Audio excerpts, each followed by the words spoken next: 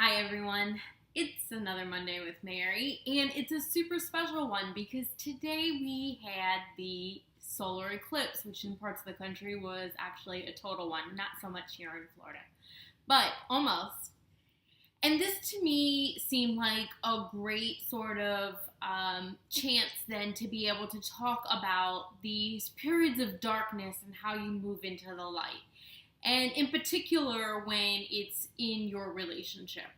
So, one of the things that I work with people a lot is when they believe that the relationship may be ending, or that, how to determine whether it's time to give up on it or not.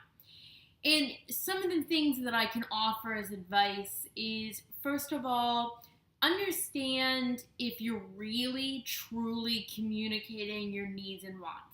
If you are doing this, and you have been doing this, yes, Bodhi's joining us today, and you have been doing this, then it's really important that your partner responds to this and that you see some effort and you are getting honest, true feedback and communication from them as well. If this is one side or your partner is ignoring it, this is a real problem and likely something that you're not really going to be able to move past.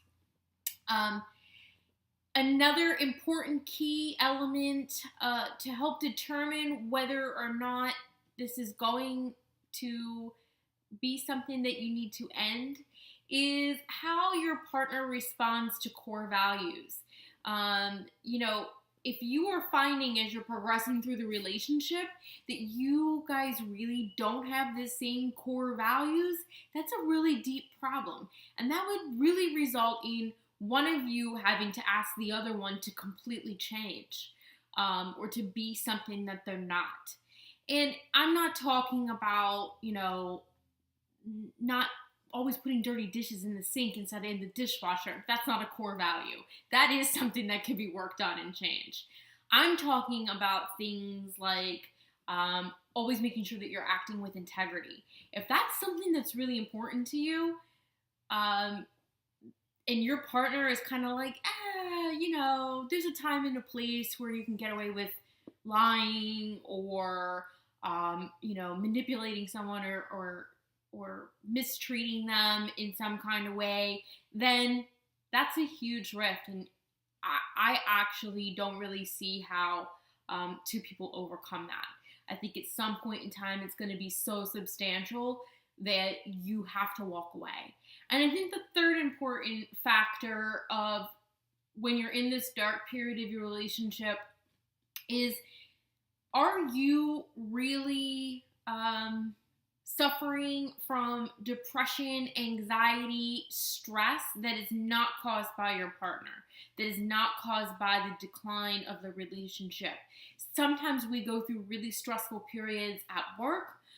Sometimes we go through, stressful periods in time with our adult children or other family members or the death of a parent or someone close to you. These things can create a real darkness in yourself that then can actually be carried forward into your relationship naturally.